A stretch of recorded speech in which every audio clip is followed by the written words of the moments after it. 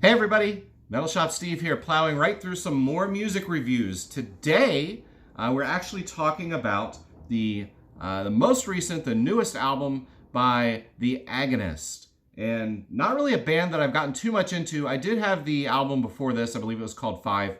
Um, and, you know, if you're familiar with the Agonist, they changed singers a few years back, and the sound has changed up a little bit, but I believe, and we're going to get into this with the songs, I believe, for my money, this is the most complete, best Agonist album.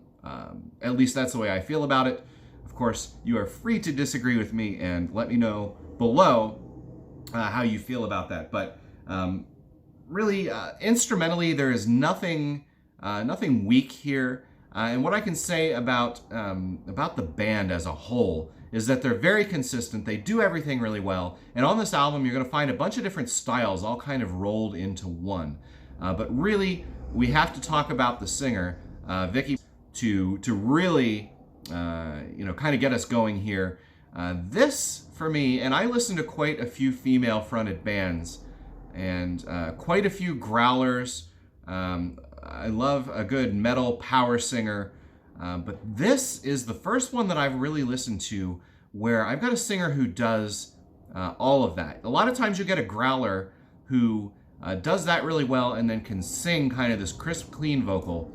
But this is the first one I've really heard where you've got a growler, a screamer, who then kicks it into kind of that old school metal grit singing. Not quite a power vocal in the way that maybe Hailstorm is, but just that classic metal sound that maybe you get with maybe Doro even. You kind of a little comparison there, going really back in the day. But that's what you get here, and I'll go through that as I go through the songs. I'm just going to go top to bottom here. I'm going to let you know what my favorite tracks are. We open the album. The album is called Orphans, first of all. Came out, I believe, in September 2019. First track, In Vertigo. There's kind of a gothic, operatic opening. It kind of swells to this brutal, screaming, fast, kind of really nice way to open the album.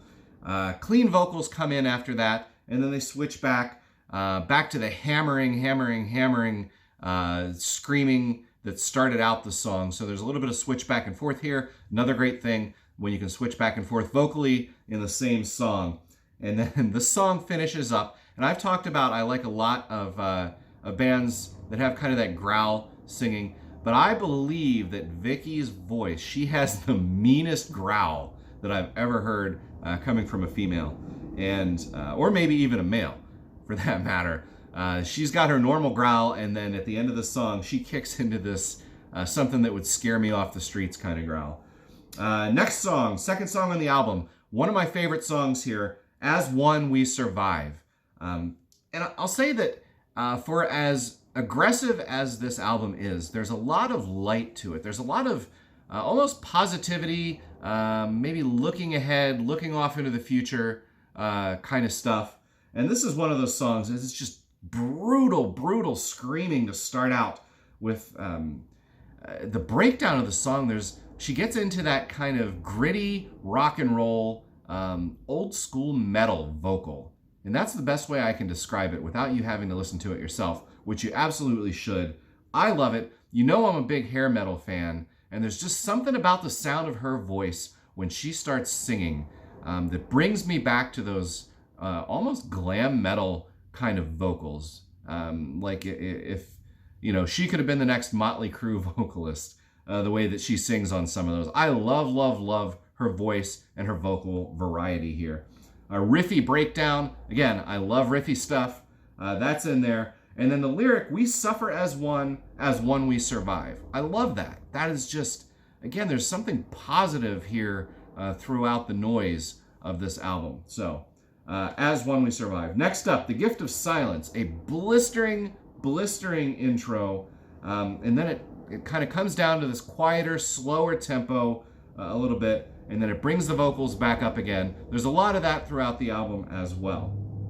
Fourth song on the album, another one of my favorite songs here. I have three favorites really, and this is the second one of my three.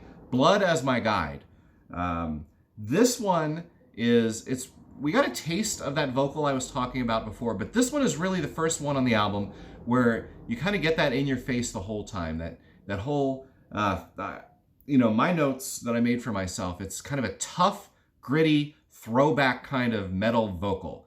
And that's what makes this one of my favorite songs. Again, I love what she can do with her voice here. And the band, it's not like she's doing something weird and the rest of the band is doing something else. The sound of the band instrumentally changes up and goes with her. After that, Mr. Cold. I do like this song. It almost made my top 3. It would be number 4 if I had to rank it. Mr. Cold. It's chugging. It's got this chugging, riffy intro. Gritty vocals. And then it jumps into this faster part. It speeds up. It takes off into the sky. And there you go.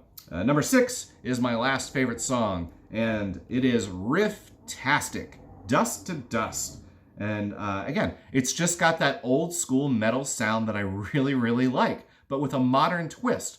So don't think that you're going to be listening to something that you could throw right back into 1991. This is that sound with an upgraded twist. So I love that. That's where that is, Dust to Dust. Next up, A Devil Made Me Do It. Right back into the speed, the thrashing drums, the blistering guitar. That's all right there. The Killing Eye. This one is electric. It's brutal. It's got really nice guitar work, though. That's one of the things about this song. There's some really intricate, good tone, good phrasing guitar work in this one that I really love. So kind of a little bit of, one of those little hidden layers that maybe you're not getting from other stuff. Next up, title track, Orphans. This has a soft, beautiful intro, but this one is a little bit creepy, and I'm not sure if it's meant to be, but maybe it is.